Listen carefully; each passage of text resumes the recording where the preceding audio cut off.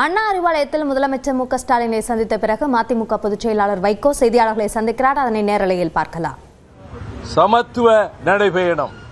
ஜாதி மத மோதல்களுக்கு தமிழகத்திலே இடம் இருக்கக்கூடாது, பிறப்புக்கும் எல்லா உயிர்க்கும் என்ற கோட்பாட்டின் அடிப்படையில் இதற்கு முன்பொரு நடைபயணத்திலும் நான் அதை சிறையிலிருந்து வந்தவுடன் இந்த சாதி மத மோதல்களை எதிர்த்து பிரச்சாரம் செய்தோம்.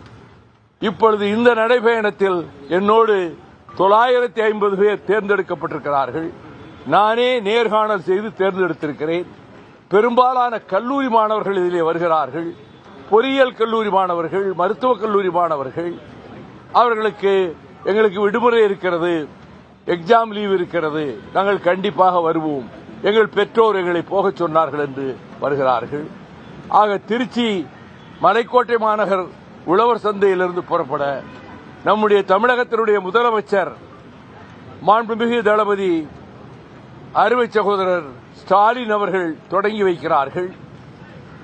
அங்கே காங்கிரஸ் கட்சியின் சார்பிலே செல்வ பெருந்தகையும் இந்திய யூனியன் முஸ்லீம் லீக் தலைவர் பேராசிரியர் கோதர் மைதீன் அவர்களும், அதைப் போலவே விடுதலை சிறுத்தைகளின் நிறுவன தலைவர் சகோதரர் தொல் திருமாவளவன் அவர்களும், உலகநாயகன் கமல்ஹாசன் அவர்களும் தொடக்க நிகழ்ச்சியிலே பங்கேற்றுக் கொள்கிறார்கள். அதற்கு பிறகு எங்கள் தோழமை கட்சிகளின் தலைவர்கள் விராலிமலை பொதுக்கூட்டத்திலும் மேலூர் பொதுக்கூட்டத்திலும் பங்கேற்கிறார்கள். நிறைவு நிகழ்ச்சியாக மதுரையில் ஜனவரி 12ஆம் தேதி கவிப்பேரரசர் வைரமுத்து அவர்களும் புரட்சி தமிழர் சத்யராஜ் அவர்களும் அங்கே வந்து நிறைவுரைக்கு வாழ்த்து சொல்லுகிறார்கள்.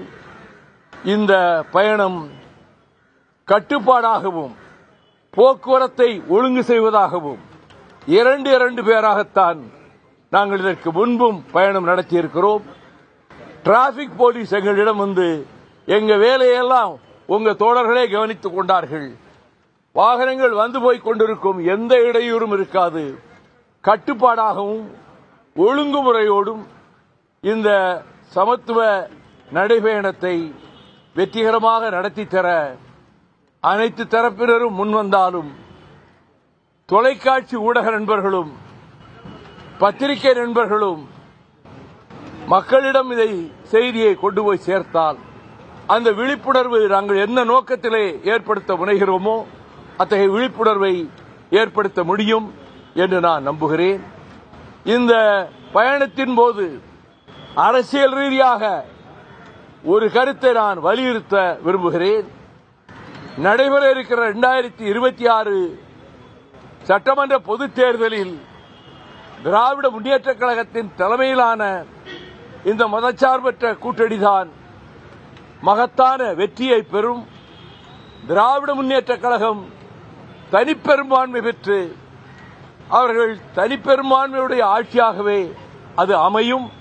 இதை தொடக்க காலத்திலிருந்தே நான் சொல்லி வருகிறேன். யார் யாரோடு கூட்டு சேர்ந்தாலும் சரி, யார் எத்தகைய சவால்களை அறைகூவல்களை ஏவினாலும் சரி, மக்கள் மன்றத்தில் திராவிட முன்னேற்றக் கழகத்தின் தலைமையிலான அணிக்குத்தான் வரவேற்பும் ஆதரவும் இருக்கிறது என்பதை நான் கண்கூடாக பார்க்கிறேன். ஆகவே தேர்தலிலும் மக்கள் அவர்களுடைய நலன் கருதி சின்னஞ்சிறு பிள்ளைகள் கூட பட்டினியோடு வரக்கூடாது என்று அவர்களுக்கும் உணவு வழங்குகிற திட்டத்தை இப்பொழுது அறிமுகப்படுத்தியதோடு, பேருந்துகளிலே சகோதரிகள் பெண்கள் இலவசமாக பயணம் செய்வதற்கு திட்டம் தீட்டியதோடு, ஒவ்வொரு நாளும் ஒரு புதிய திட்டத்தை அறிவித்து அதை அரங்கேற்றி வருகிற காரியத்தை முதலமைச்சர் அவர்கள் செய்து வருகிறார்கள். திருவண்ணாமலையிலே அவர்கள் திரட்டிய இளைஞரணி அந்த மாநாடு பிரம்மாண்டமான வெற்றியை பெற்றிருக்கிறது.